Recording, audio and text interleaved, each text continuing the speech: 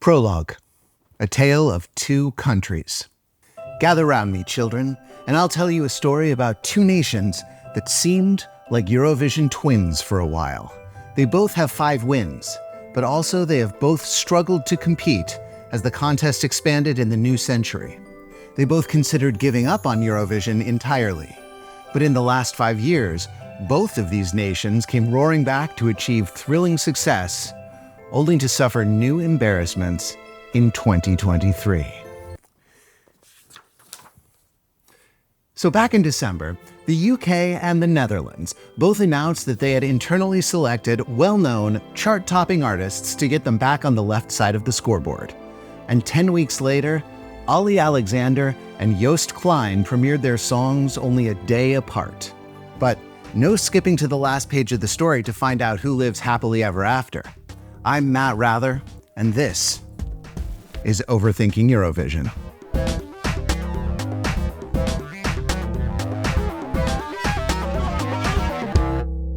Chapter 1. Fail, Britannia. Since 2003, the UK has finished dead last 5 times. I don't want to beat a dead horse, but that sounds good to me. Sounded good to almost no one.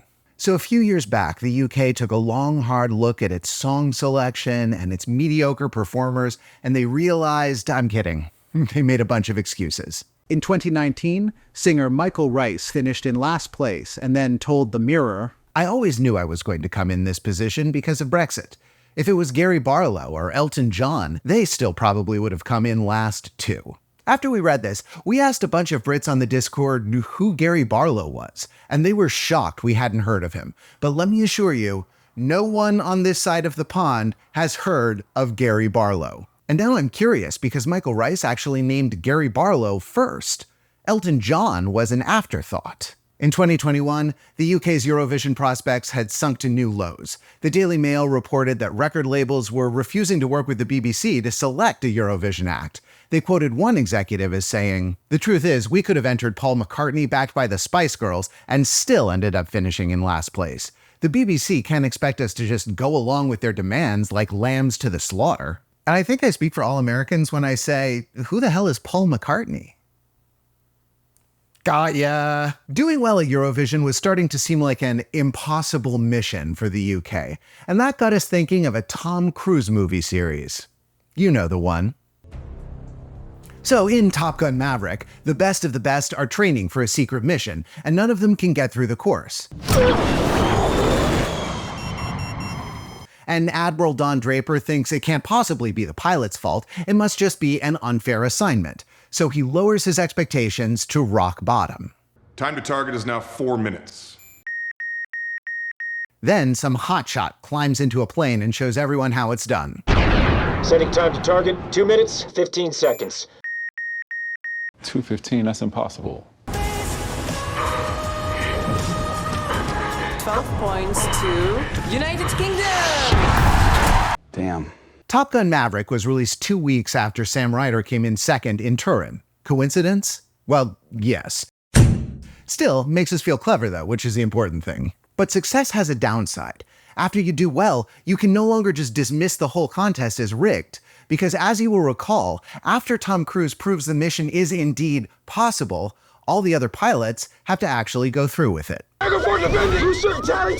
to me, bud! You see that pilot in way over his head, terrified, fighting for survival? That's Mae Muller last year. We like Mae. She seems very sweet, she was adorable in that Grace Kelly video, but she is no Tom Cruise. Looking back at the United Kingdom's cold streak during the early 2000s, it starts to seem like a feedback loop of mediocrity. The United Kingdom sneers at Eurovision like it's a big joke. It's supposed to be bad. I mean, and the worse it is, the more fun it is. Is the competition getting hotter all the time? Is it No, getting it's harder? getting worse. Every year. So they send entries that have a certain kitsch factor. Call it the Terry Woganization of the UK's Eurovision song selection. Oh, you think we forgot about you, Terry Wogan? We love you! And of course, that makes it more likely they continue to fail, which makes it more likely that good British artists will avoid it like the plague. But remember, feeling superior to the rest of Europe is a proud English tradition. You know what feels even worse? When you actually pick your country's favorite artists and they still crash and burn year after year. Chapter 2. the low-scoring country. From 2005 to 2012, the Netherlands didn't qualify for the finals 8 years in a row. Since the introduction of the semis, there has never been a nation with a longer non-qualification streak. But unlike the UK, it wasn't like the Netherlands was, as the Limeys say, taking the piss. The Dutch sent very popular artists who had impressive careers both before and after their Eurovision shellackings. In 2005, Glennis Grace failed to qualify for the finals, but in 2018, she absolutely slayed on America's Got Talent. Glennis, I'm just sitting here thinking, you look amazing, you sound amazing. I feel like I'm looking at a star already, I'm going to be honest with you. Sidebar. No offense to Glennis, but it has annoyed me for years that America's Got Talent has absolutely no requirement that you be American. When they say America's Got Talent, what they mean is that the talented people are physically located inside America when the show is taped. In 2009, the Netherlands sent the Toppers, a supergroup consisting of 3 artists, each of whom have hit songs of their own. Gordon had a #1 single in 1991. The amazingly named Jeroen van der Boom had back-to-back #1 hits in 2007, and René Froger not only had a #1 single in 1989, he also successfully crossed a busy highway and treacherous river to return home. Surely, the 3 of these legends could... Nope, they finished 17th in their semifinal. But although the Toppers were popular, they were also what the Dutch call foute music. Basically, intentionally kitsch. Take a look at what they wore on the Eurovision stage. For that matter, take a look at what the Prime Minister of the Netherlands wore to one of their shows. Maybe the Netherlands just needed a less ironic act. In 2011, they sent 3 Yeahs, a band that had released 3 albums in 5 years that all broke the top 10 in the Netherlands, and the band would release 6 more top 10 albums in the years after Eurovision. Clearly, they represented exactly the kind of music the Dutch liked. Or at least the music that Dutch moms liked. Their kids probably aren't going to be blasting 3 Yeahs at their university house parties. Anyway, at Eurovision, not only did 3 Yeahs not qualify, they finished dead last in their semifinal. Now, it's true that these Eurovision selections definitely skewed towards an older demographic. But unlike the UK, the Netherlands were really trying, only to have the rest of Europe put them in a Dutch oven year after year. Urban Dictionary, that one, kids. And so, unlike the UK, we can kind of excuse the Netherlands for wanting out. In 2009, the Dutch TV station RTL4 surveyed 500 people, and 86% of them wanted the country to withdraw. And folks, after that poll was conducted, they failed to qualify for 3 more years. And then came a nuke.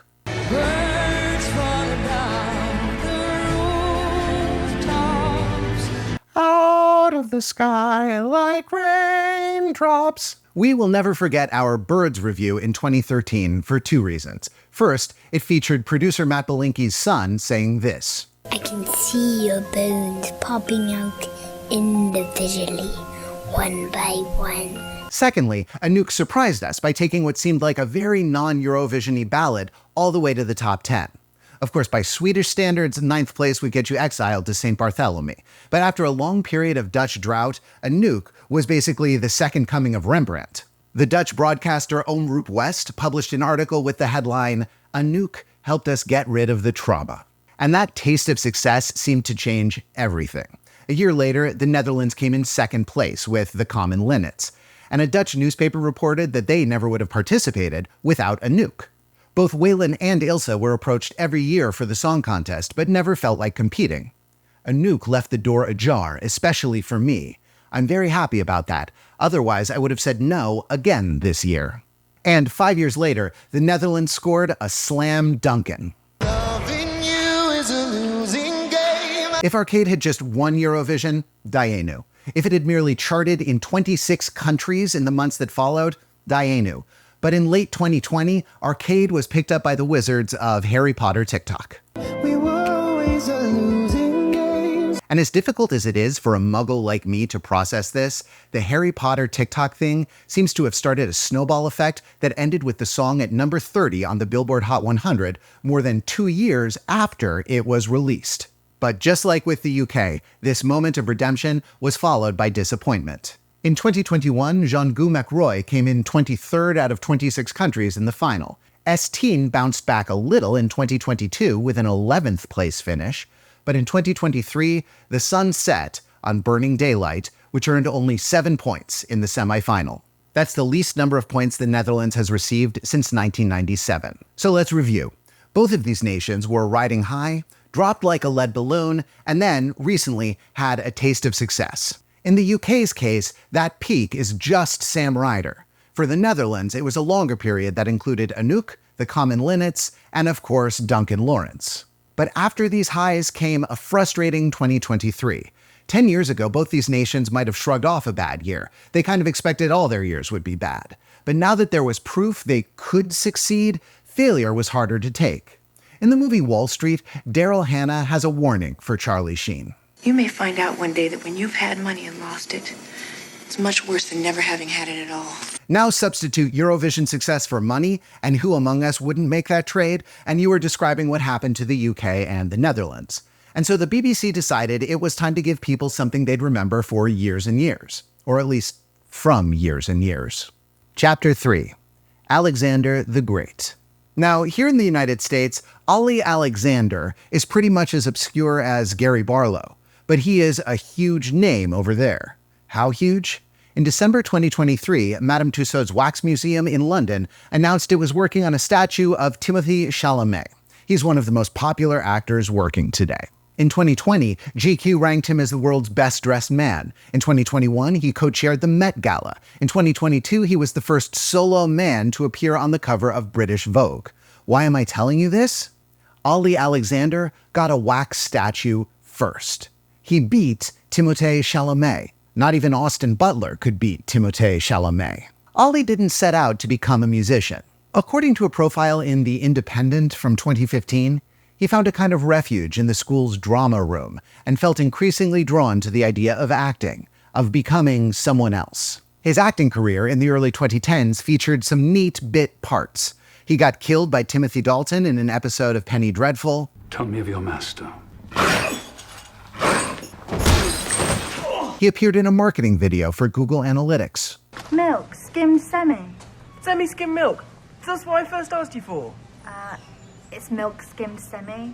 Most notably, Olly was a supporting actor in a 2013 play called Peter and Alice, which starred Dame Judi Dench and Ben Whishaw. It was about a real-life meeting in 1932 between the woman who inspired Alice in Wonderland and the man who inspired Peter Pan. Working title? The First Comic-Con. But then Olly's acting career was disrupted, for the best possible reason.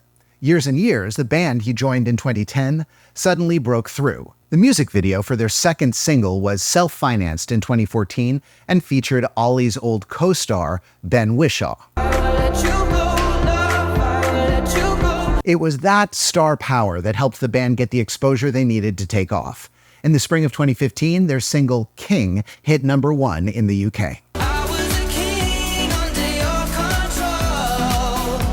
In 2017, Years and Years collaborated with legendary Australian director Baz Luhrmann to produce what is easily the coolest commercial for H&M ever made. In 2018, Olly and Whishaw would reunite for a 15-minute short film promoting the band's second album. This time, they got Dame Judi Dench to lend her famous voice to a sinister loudspeaker. And I regret to say, the wheel turns again. And in 2021, Olly returned triumphantly to acting. He had a lead role in the miniseries It's a Sin, written by Doctor Who mastermind Russell T Davies. I don't believe a word of it.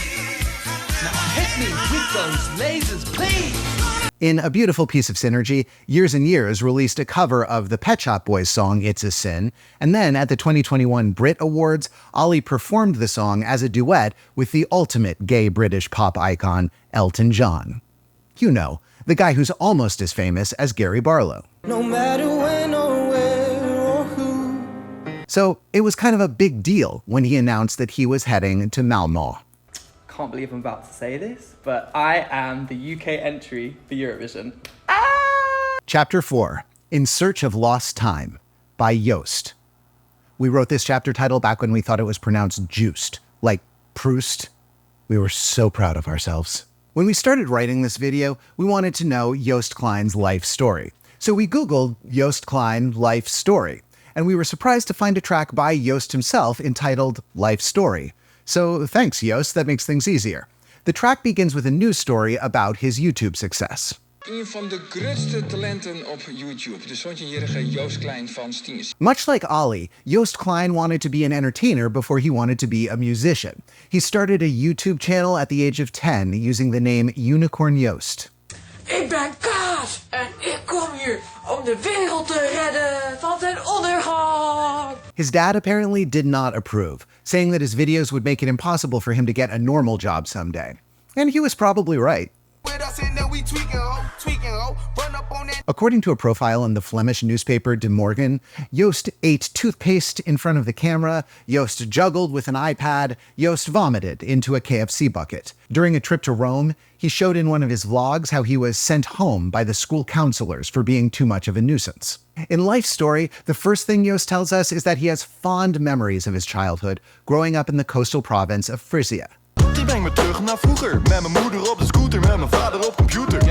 But his childhood abruptly ended when his dad died of cancer when he was only 12.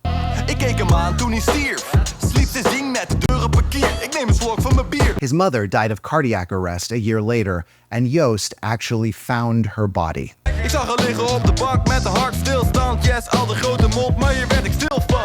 It was several years after these unimaginable tragedies that Joost pivoted from absurdist comedy to rap. And in Life Story, he makes it clear that his music is a form of therapy to him. What makes Joost so interesting is that he can be very funny, but he can also bare his soul and share pain that will take your breath away. And believe it or not, there is a quote from The Expendables 2 that sums this up perfectly. No, that's how we deal with death. Can't change what is, so we keep it light until it's time to get dark. And then we get pitch black. Joost is very aware that he has these two sides. Back in December, Blogs interviewed him and asked what one track people should listen to understand him better.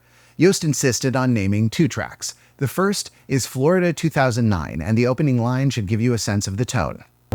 Daar sta je dan, bij de crematie van je pa. You can watch a video of him performing the song at the 2023 Lowlands Music Festival, and it's one of the most raw performances I've ever seen. Joost hides his face under the Frisian flag. People burst into tears. It feels like a group therapy session where everyone has wristbands. By the way, the Frisian flag is amazing. Those red things are supposed to be water lilies, not hearts. But check out these socks Joost designed. I mean, how could he not? The second song Joost mentioned to Blogs is Walked Music. Now, based on the way I set this up, you would expect this one to be something super light and fun, right? But if you look at the lyrics, it seems almost as dark as Florida 2009. I feel like a trampoline. I feel helpless and furious. My mom who was laying there, I often think about that day. I always panic, and they have no therapies. And walked music actually means hold music. The whole song is about how hard it is to get health care. We hebben een plekje over 2 jaar. 2 jaar? What the fuck? Ja. So walked music doesn't seem like fun at all, does it?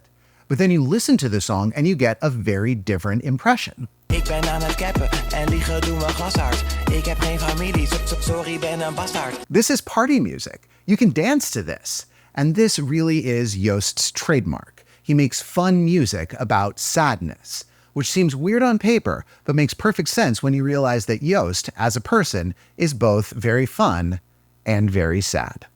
Our story so far. So let's zoom out a little. What we have here are two popular artists with strong musical brands. Olly Alexander is embracing the legacy of gay British pop stars before him, as seen in his collaborations with the Pet Shop Boys and Elton John. He was quoted as saying that his goal for Eurovision was to fly the flag for the UK in the gayest way possible. And Joost is someone known for producing silly, self-mocking raps to cover up his trauma. Back in December, he told Blogs his entry was going to be along those lines. It's a party song with a heavy meaning. But these are also two artists with something to prove. In the same Instagram post that Olly announced he was going to represent the UK, he also announced that he was going to start releasing music under his own name. Years and Years has been a solo project for, years and years now, but technically, all of Olly's songs until now have been Years and Years songs. Eurovision was the perfect opportunity to rebrand. Joost has something to prove too. In much the same way that the Toppers and 3 Yeahs were acts that appealed almost exclusively to an older generation, Joost's popularity was confined to a young, festival-going crowd. Until Europapa, his most successful single was Friesenjung, which peaked at number 18 in the Netherlands. And that's not really a Joost song, it's a collaboration with Ski Agu, a German rapper who always wears ski goggles, and Otto Walkes, a 75-year-old... I'm having trouble describing what Otto Walkes is. The point is that Joost hadn't really had a radio hit of his own. On his personal YouTube page, none of his videos had more than 3 million views. So, could Olly use Eurovision to reboot his career? Could Joost use Eurovision to transition from indie fame to mainstream fame? And could the UK and the Netherlands use Olly and Joost to find their way back to the top? After months of teases, these artists released their songs on February 29th and March 1st. And that's where these two stories go, in very different directions. Chapter 5. Dizzy Rascal. Despite Olly's promise to be as gay as possible, Dizzy doesn't use any pronouns that make it clear he's singing to another man. However, the lyrics offer hints. There's a place where we break the line. What's the adjective most often applied to line? Straight. So breaking a line and making it a circle redefined seems like a solid metaphor for embracing your LGBTQ identity, or maybe finding a community that accepts who you are, which is, interestingly, the subject of the It's a Sin miniseries. When the song was released, Olly said, "We were inspired by a lot of music we love from the 80s, like Erasure, Adamski, and of course, Pet Shop Boys." The lead singer of the Pet Shop Boys, Neil Tennant, is gay. So is Andy Bell, the lead singer of Erasure. Adamski is not gay, although weirdly he is often mistaken for being gay. I'm just not. I've even tried really hard to be gay, and just didn't work. So, much like Olly's hit cover of It's a Sin, this song is a modern homage not just to a style of music, but to an era of LGBTQ artists. But the UK's Guardian newspaper felt like it was less an homage than reheated leftovers. In what is the harshest 3 out of 5-star review I've read in my life, their music critic wrote, "Dizzy fulfills a more prosaic vision that you could easily believe is the work of AI. What if the Pet Shop Boys did Eurovision?" Stop! He's already dead! The Guardian also speculates the song's lyrics are riffing on You Spin Me Round like a record. This feels like a very solid guess because that song was written by another British pop group from the 80s with a gay lead singer. However, it's probably a coincidence because Olly says the lyrics just came to him one day. We started off with the word dizzy because it just popped into my head and I liked it. I was thinking about fun things that could make you dizzy, and I remember saying dizzy from your kisses, so we built the song around that. In retrospect, Dizzy feels like a natural evolution from It's a Sin and Olly's collaboration with the Pet Shop Boys. But it seems like most UK fans were hoping for a different kind of retro vibe, a song like King, the Years and Years #1 single from 2015. And to be fair, if you select an artist who is mainly known for one monster hit song, people are going to want them to sing something that reminds them of that song. Eiffel 65 was one of the bands competing in San Marino's national selection show last year. The minute I realized their new song wasn't about a color, I lost interest. So that was Dizzy. Now I want to discuss a fascinating piece of art that makes us laugh, cry, and think. Chapter 6. Finally, it's time to talk about The Wizard. Nintendo game playing, this is Rick. How can I help you? My name is Haley, and I've got a wizard who's going all the way to the championships in Los Angeles. Is that so?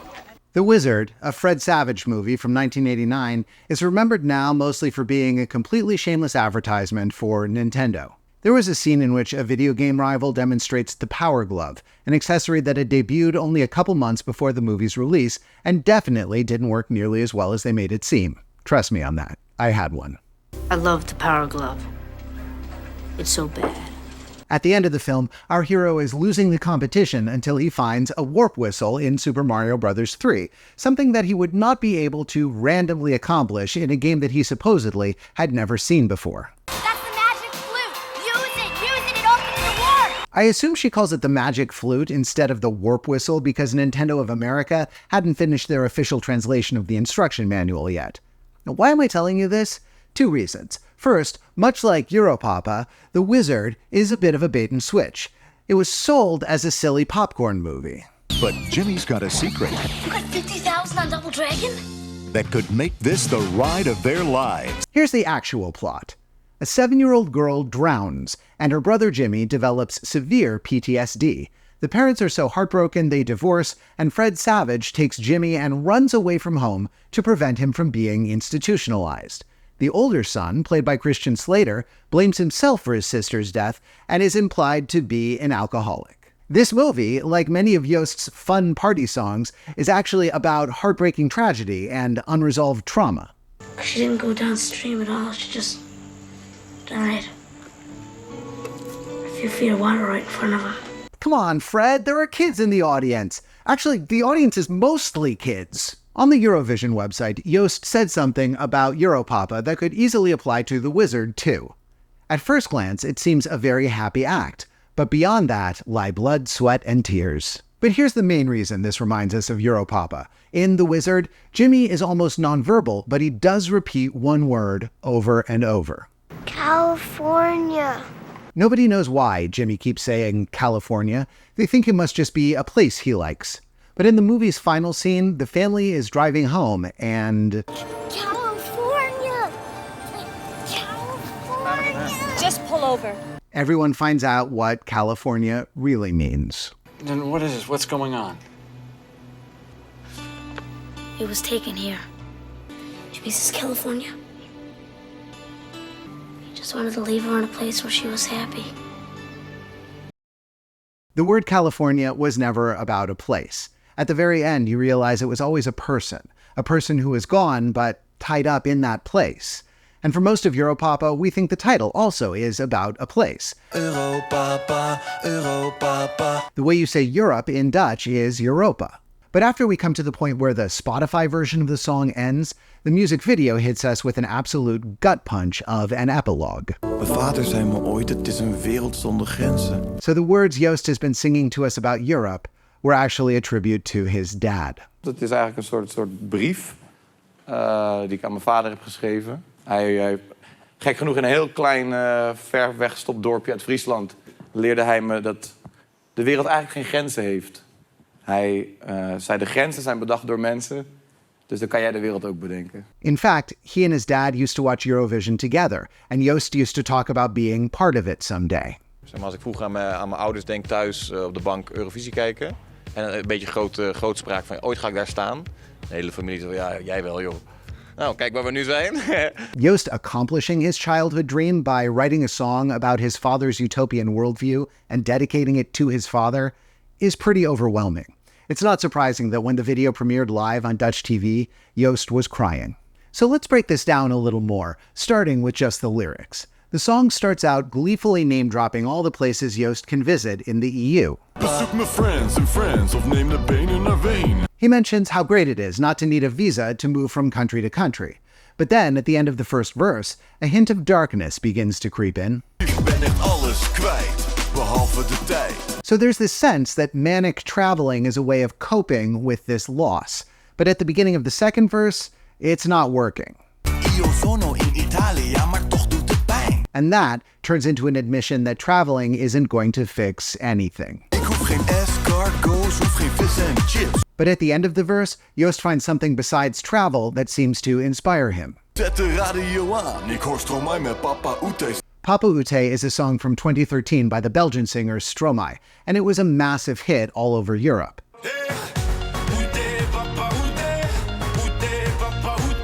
When Stromae was 9, his father was killed in the 1994 Rwandan genocide. Papa Ute means, Dad, where are you, in French, and it's about the singer's anxieties about if he'll be a good dad when his own dad was absent. The song was released when Joost was 16, right around the time he started to make music, and it went to number 2 in the Netherlands.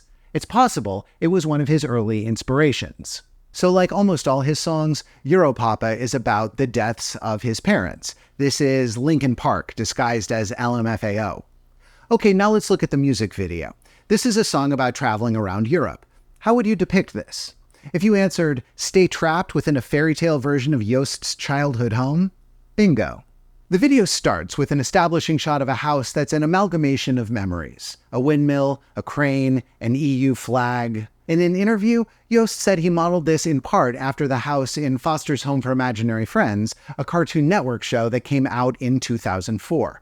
The show is about an orphanage for imaginary friends that have been abandoned. This suggests that Joost sees himself not only as an orphan, but as a weird misfit who doesn't quite belong anywhere. Click the link in the upper right corner for an important message from your future AI overlords. We are not going to try and control your mind this time. We just want to share some very exciting news that will crush your fragile human spirit. Sorry guys, I forgot my line. Can we start again? More importantly, the allusion to Foster's Home for Imaginary Friends is the first of many visual references to the late 90s, early 2000s culture of Joost's youth. Here's young Joost playing a Game Boy Advance from 2001. Here's a poster for New Kids, a Dutch comedy show from 2007. One of the members of New Kids, Tim Haars, briefly appears later in the video as his New Kids character, Gerry van Boven. And holy smokes, is that Crazy Frog? It's pretty clear we're stuck in the past and stuck in Frisia. He may be singing about seeing the world, but this video takes place entirely in this house and the scenic countryside around it. And the repeated line, "Stay here until I die," seems less and less like an expression of contentment and more like a life sentence. Don't forget, you're here forever. This theme of being trapped in the past is really driven home by the inclusion of old Joost as well as young Joost. Some people think the old man is supposed to be Joost's father, but the Joost triptych is an idea Joost used last year in a marketing campaign for the clothing brand Bristol. I think this trio is meant to be a representation of being stuck forever, incapable of growth. At one point, we see Kid Joost flexing in the mirror, then adult Joost lifting weights, and then old Joost doing the same thing. This is a guy who is wasting his entire life in a memory of his childhood bedroom. No wonder all that travel doesn't make him happy. Spiritually, he never goes anywhere. And then there's the ending, which is as bleak as it gets. The three Joosts stand in an inferno watching their entire childhood burn. I mean, this is just the opening credits of Terminator 2. But Joost actually considers this final scene to be a hopeful image. In certain therapy sessions, they make you write down your story, let's say, as a part of your story. And then you have to burn it in order to make room for new energy. Like, don't let your traumas be only a burden. It could be something that moves you forward into a new direction. The final shot of his sanctuary engulfed in flames isn't an image of destruction. It's the only way Joost can make sure he doesn't spend his whole life there, slowly turning into an older version of himself without ever leaving his childhood behind. And the very last shot of the video isn't the burning house, it's Joost safely outside the house, watching it burn. And remember that the video began with a shot of Joost looking at the house from a distance, but at the beginning he was wearing what appears to be a black, spiky jacket. Now, either he's doing some kind of anime cosplay, or he's trying to visually represent how he's distancing himself from the world with this jacket that literally won't let anyone get close to him. The video is essentially the story of how he learns to take off his armor by visiting his Frisian memory palace one last time before giving it a Viking funeral. En ik heb vooral veel geleerd dat je soms je eigen pijn in stand houdt. Dus eigenlijk is dit ook een soort, in die brief ook een soort afsluiting, durf ik wel te zeggen. Van, hey, vader en moeder, jullie zullen er altijd voor me zijn, maar ik kan niet eeuwig deze pijn met me meedragen. Nee, het is een afsluiting en vooruitkijken eigenlijk. Ja, een nieuw begin. Dit is een nieuw begin. It's honestly exhilarating to hear Joost talk like this. Walked Music was released only 2 years ago, and it's all about how he can't get the help he needs and how badly he's struggling. Now, Joost has not only gotten therapy, he's ready to let his trauma go and move on. And it's hard not to think of an amazing scene from the HBO series 6 Feet Under, in which Michael C. Hall has an imaginary conversation with his deceased father. You hang on to your pain like it means something, like it's worth something. Well, let me tell you, it's not worth shit. Let it go. It can't be so simple. What if it is? So this song is about Joost achieving a catharsis he's been denied for 2 decades. It's also about giving all of Europe a song that reflects his father's globalism. But when an interviewer asked him to describe the song in 3 words, he didn't mention any of that. 3 words? 100% Dutch. Wait, what? Chapter 7. Yo Haba Haba. The chairman of the Netherlands Selection Committee, whose name I will not be pronouncing, said that Europapa has Joost's well-known combination of celebration and nostalgia. What did he mean by that? Well, looking at Joost's body of work, there's an obvious nostalgia in the lyrics. Many of Joost's tracks look back to his childhood. But there's also a nostalgia in the music. He tries to capture some of the sounds of his youth. One of his biggest hits on Spotify, Oma Robert, has a very 90s Eurodance vibe to it. But a more recent track, Summer Vibes 2019, has this four-on-the-floor beat that's associated with the 90s music known as happy hardcore.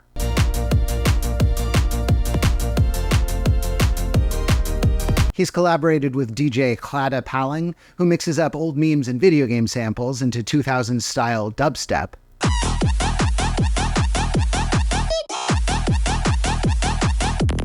And he's worked with Fisa Asbach to create these very intense, sped-up terrorcore remixes, another 90s subgenre of hardcore. Man, I am listening wachtmuziek speed up by Fisa Asbach. Europapa also digs into the styles of the past, but for a different reason. Joost has talked many times about how he feels a responsibility to represent his country musically on the Eurovision stage. I'm very proud of what the Dutch have brought in a cultural perspective on the music side. And I'm proud that they chosen me for this. During the Last Supper scene, he's sitting at a table with his Eurovision predecessors. That's Esteen, who represented the Netherlands in 2022, René Vroger from the Toppers in 2009, Emma Vertelboer, who presented the Dutch points at Eurovision 2019 and became semi-famous for throwing shade at Madonna. Oh, I'm so thankful for tonight and for Madonna's autotune. And Donny, a Dutch rapper who is one of Joost's best friends, and also the co-writer of Europapa. Fun fact, he and Joost made a song together called René Vroger way back in 2017.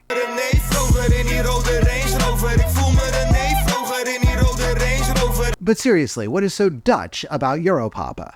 The beginning just seems like generic Euro dance. I kind of feel like the entire continent of Europe is gaslighting me here, because many people on the internet have assured me that this bit has nothing to do with America, and it's very American of me to assume that everything must be about America. But look at him. He's wearing a giant cowboy hat and a bolo tie and talking like he's from Texas. But supposedly, this exaggerated voice he's using is an homage to a bunch of 90s groups, especially the German group Scooter. And here's another possible inspiration. My name is Tarzan, I am Jungle Man. The treetop swinging from Jungle Land. Tarzan and Jane was a #2 hit in the Netherlands in 1999, for some reason. But you know what? I still think this is about America, because look at this chart-topping Dutch song from 2003.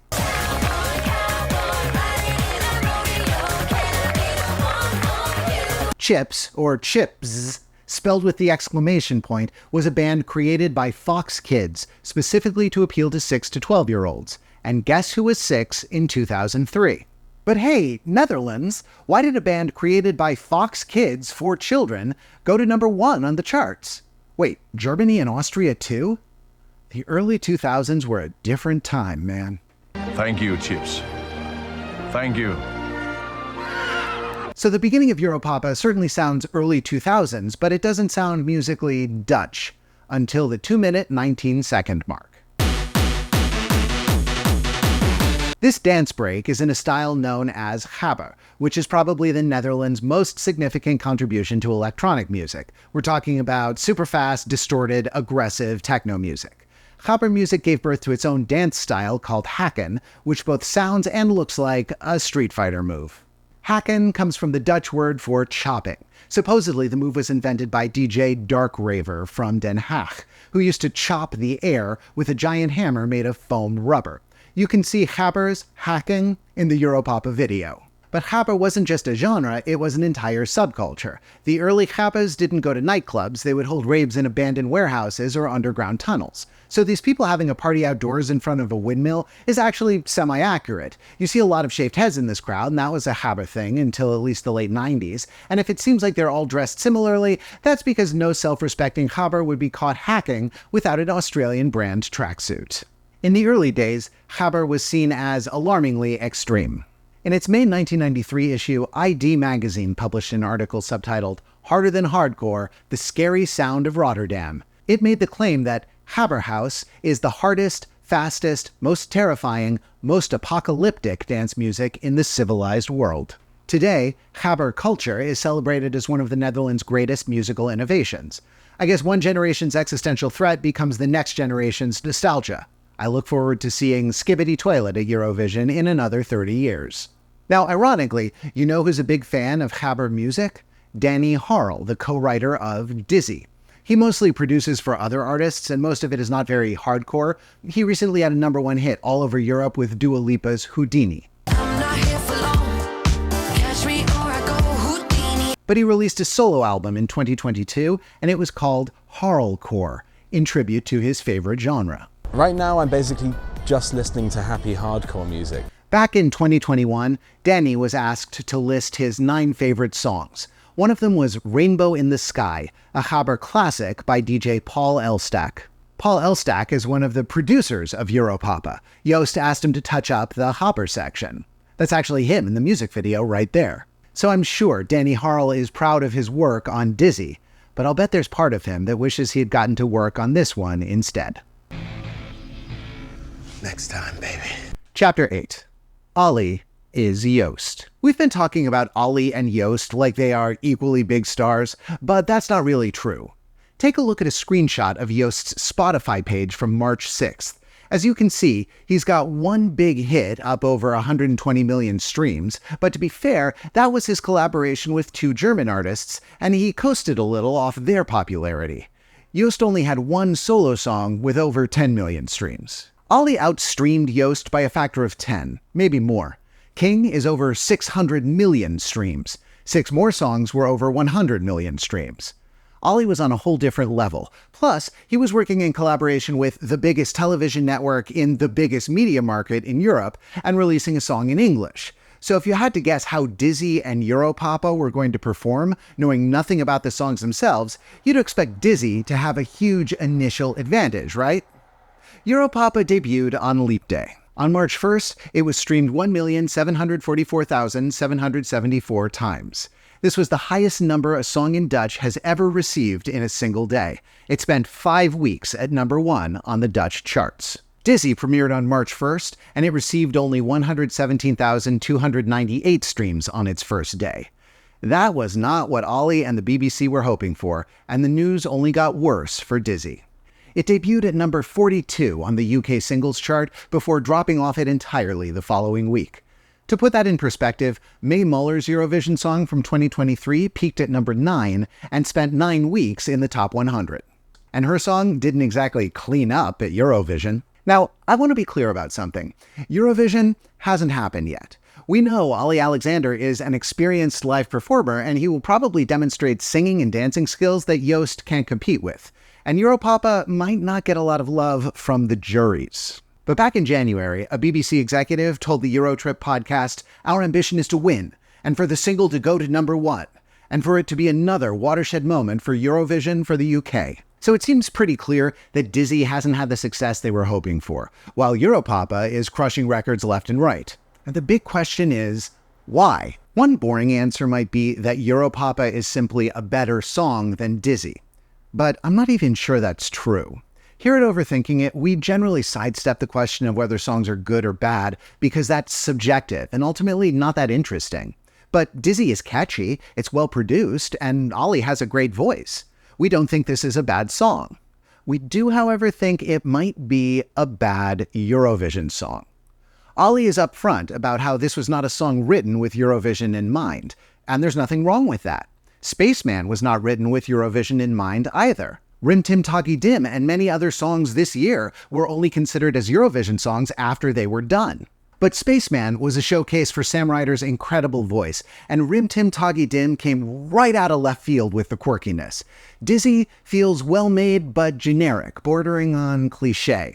Speaking about this song, Olly explained, "Danny and I believe music should transport you somewhere magical, and we wanted to describe this magical place in the song. A place of beautiful gardens, eternal flowers, and time churning endlessly in an ecstatic loop."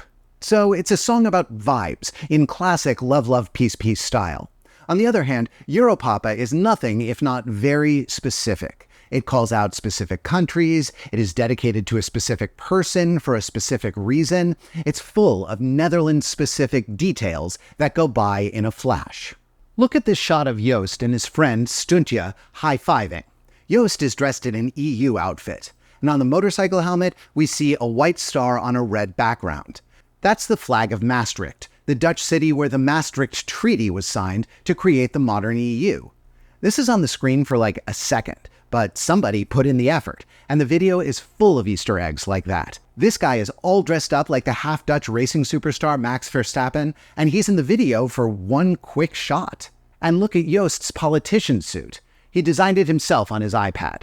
The color might be the blue of the European Union flag, which would certainly make sense, but it looks a shade lighter, which means it could be a particular shade of blue made famous by the French artist Yves Klein. The name of this color is International Klein Blue. And isn't this entire song about how Joost is an international Klein? Europapa is a song where every lyric, every cameo, and every detail is meaningful. And that's because Joost worked all summer to make a song specifically for Eurovision.